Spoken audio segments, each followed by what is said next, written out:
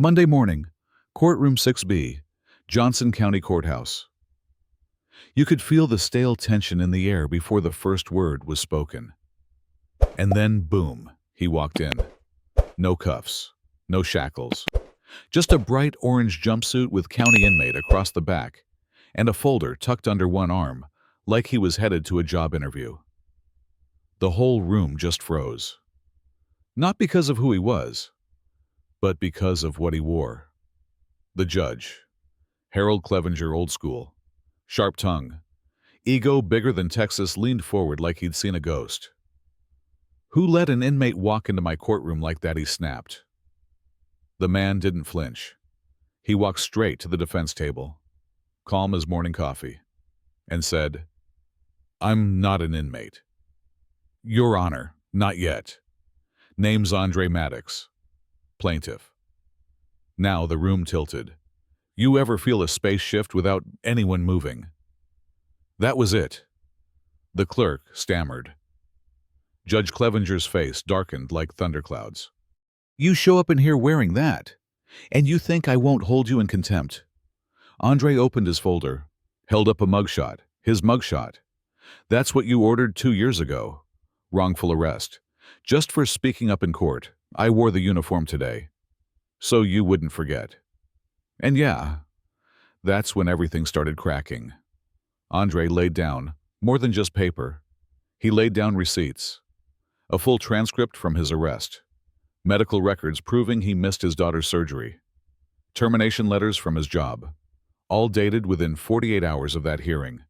And then, the bomb and affidavit, signed by a former court clerk, testifying that Judge Clevenger altered case logs. That's when the doors opened again, and in walked a line of people. One by one, each holding folders of their own. A retired teacher named Elaine told how she was fined for reading a letter during her daughter's custody case. A man named Rico, arrested for missing a hearing while hospitalized. And then there was Tyrone. Tyrone rolled up in a wheelchair, looked Clevenger dead in the eye and said, "You refused to wait for my aid. I sat here and soiled myself, and you kept going like I was furniture." The air left the room. Even the bailiff looked away. And then, bam, the final twist. A woman in a gray suit stepped in. Federal judicial auditor, badge on her lanyard, clipboard in hand.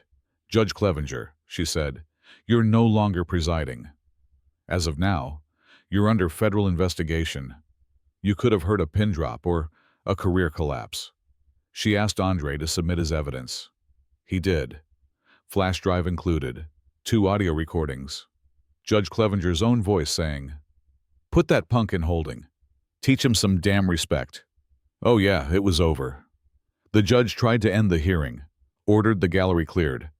But the bailiff, Officer Langston, 15 years on the job, crossed his arms and said, "No one's breaking the law. They're telling it." And then he handed over his own folder, time logs.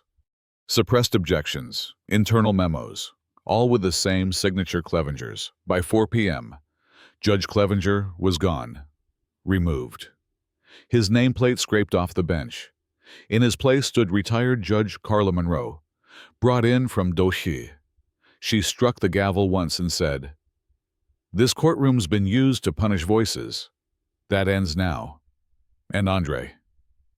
He sat there still in orange, but this time, he wasn't alone. All those people, they were right beside him.